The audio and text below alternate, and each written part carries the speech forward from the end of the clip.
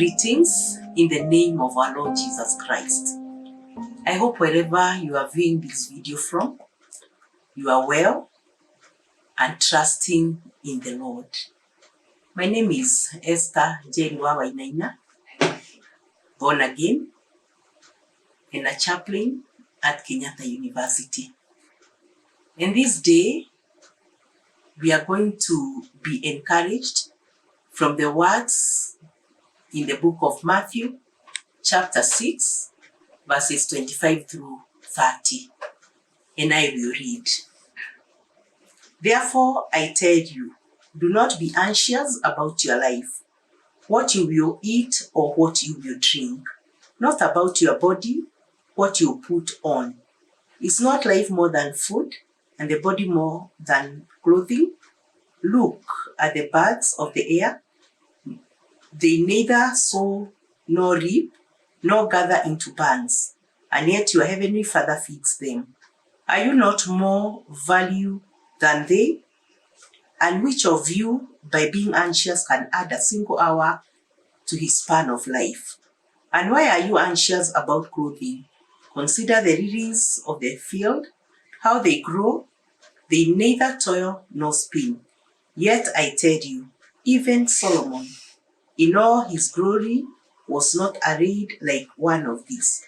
But if God so clothes the grass of the field, which today is alive and tomorrow is thrown into the oven, will he not much more clothe you, O you of little faith? This is a very encouraging passage, and especially in the days we are in. We are going through very tough times, economically, and even politically, wherever we are. And I want us to be encouraged by these words. And as I introduce this subject about the Father of the birds is also our Father, I want to share about a small poem I found in my studies about a sparrow and a parrot. And one time they were conversing, and the sparrow told the parrot, when I look at these humans, I wonder why they are so anxious all the time. And then the parrot said, I think they don't have a heavenly Father like we do. And when we think about them, it is such a challenge, because even the birds of the air know they have a provider who feeds them and who takes care of them. And therefore, even as we wait patiently in the situation we are in, we need to know we have our God. And I want us to go through that passage, and I know at the end of it, we'll be encouraged. Looking at verse 25, we are reminded not to worry about our life. And this does not mean that we should not look ahead and plan. In fact, it doesn't mean we should not work. And it doesn't mean we should remain at home and expect God to bring all that we need wherever we are. In verse 26, we are told about the birds of the air.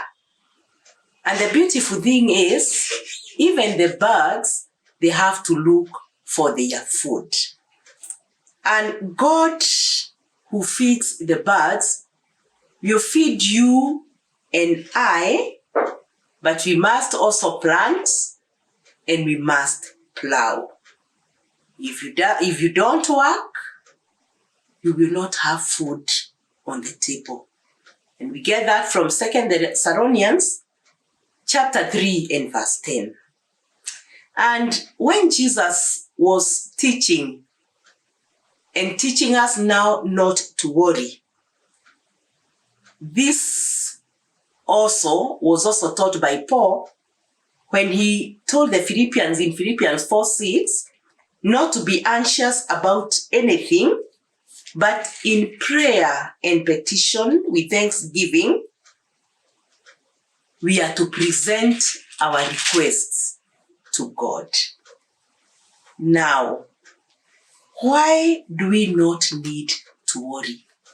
Even when things look hard, times not very easy, why would I say, and why would Jesus say, we need not to worry? And I want to say, first of all, because it is unnecessary to worry. If God gives us life, He will also take care of our little things. If God can give the birds food, He will certainly provide for us. God gave the birds bodies. He has also given us our bodies. He provides food for the birds. He will provide for us. Don't you think He who provides for the birds will not provide for us? He is a faithful God. And I say again, to worry is unnecessary. It is also pointless. By worrying, we cannot add a single hour or minute or second to our lives. Jesus said, we need not to worry. And He who clothes the birds will also clothe us with our children, with our families. And in this passage, Jesus is reminding us that He will give us food and clothing. My question to you is, do you believe in this?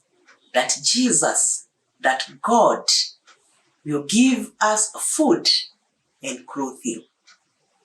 Matthew 11, verse 28. Come to me, and I will give you rest. You who are heavily laden. And I know we are heavily laden because of the things that are happening around us. He's also telling us, if we are thirsty, we go to Him, He will give us a drink. What we need is to have faith in Him. Are we of little faith?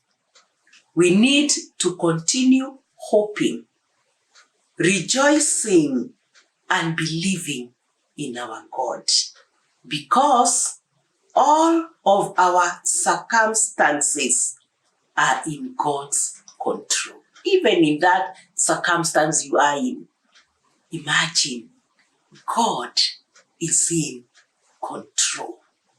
I want you to think about it. God is in control. And God is our loving Father. He will not let anything happen to us that is bad.